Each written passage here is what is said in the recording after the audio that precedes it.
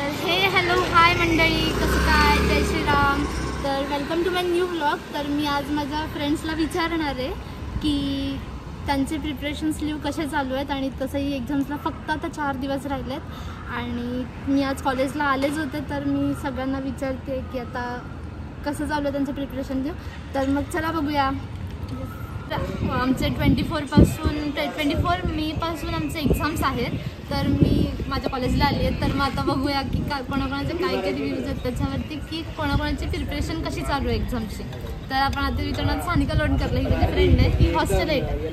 तर सानिका, कसं चालू आहे तुझं प्रिपरेशन? प्रिपरेशन लिव्हले मजेत चालू आहे. प्रिपरेशन अजून स्टार्ट पण नाही केली आहे. एक्झामच्या 2 दिवस अगोदर स्टार्ट होईल. बापरे, खूप हुशार मुलगी आहे ही, खरंच हुशार आहे. कारण मी आता मी पण नाही स्टार्ट केलं, पण मला तर मार्क्सच कमी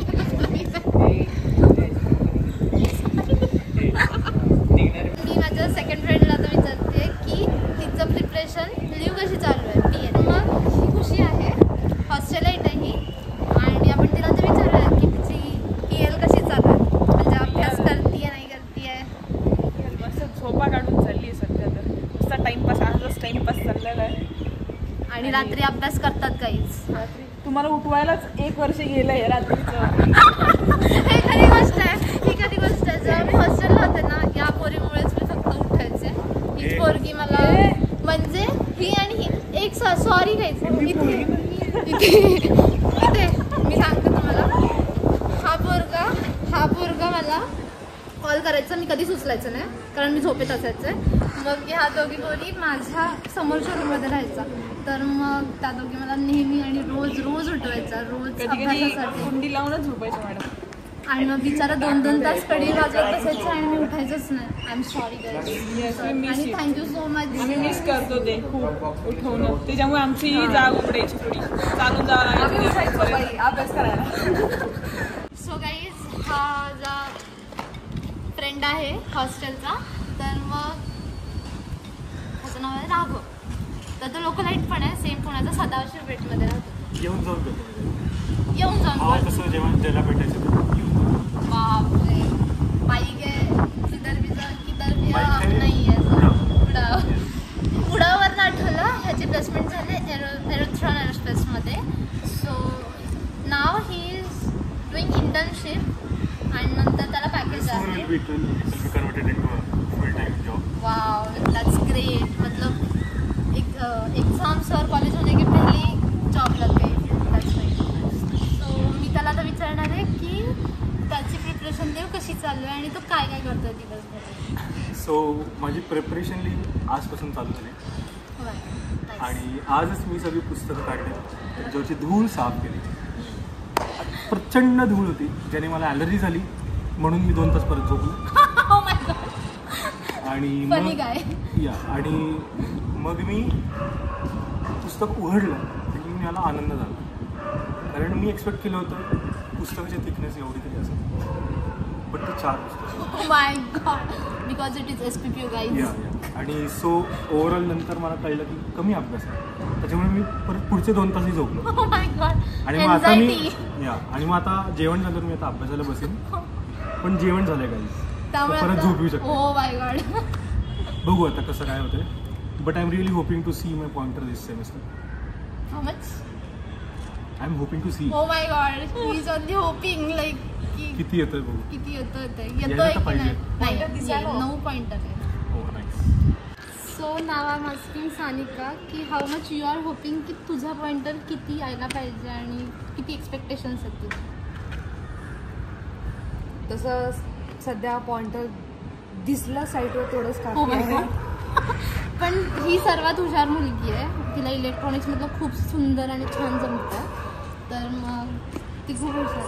तसं मला 8च्या पॉइंटरची एक्सपेक्टेशन्स आहे. तर मग तिला PCB डिझायनिंग खूप जास्त चांगलं जमतं. ऑर्डर्स घेते ती. तर तुम्हाला जर ऑर्डर्स द्यायच्या असतील तर हिला DM करा. आणि एक राघव आहे, त्याला पण DM करा, तो खूप छान PCBs बनवून देतो.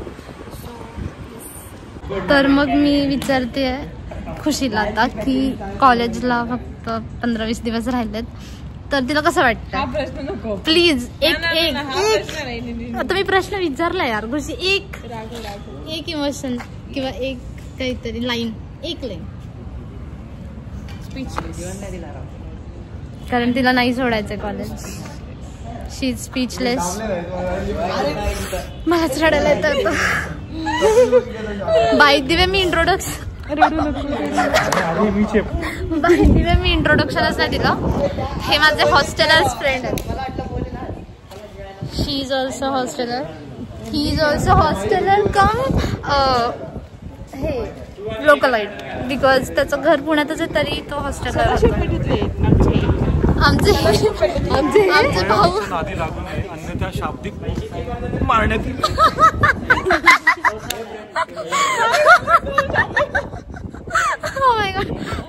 तर मी आता सानिकाला विचारते की तिला कसं वाटतंय की एकच महिना राहिलाय आता एक्झामचे. तर मग असं वाटतंय की कालच आलो होतो आणि एवढा लवकर जातोय. ओ माय गॉड. म्हणजे हिलाही थोडक्यात हॉस्टेल आणि कॉलेज सोडून नाही जायचंय. राघव मला विचारणार होते मी, पण तो ऑलरेडी पुण्यातलाच आहे. तो कधी येऊ शकतो. पाहिजे ना. राघवला कोणी एंट्री नाही देणार. काय बोलतेस कृष्ण? समजा का व्हिडिओ, समजा का व्हिडिओ.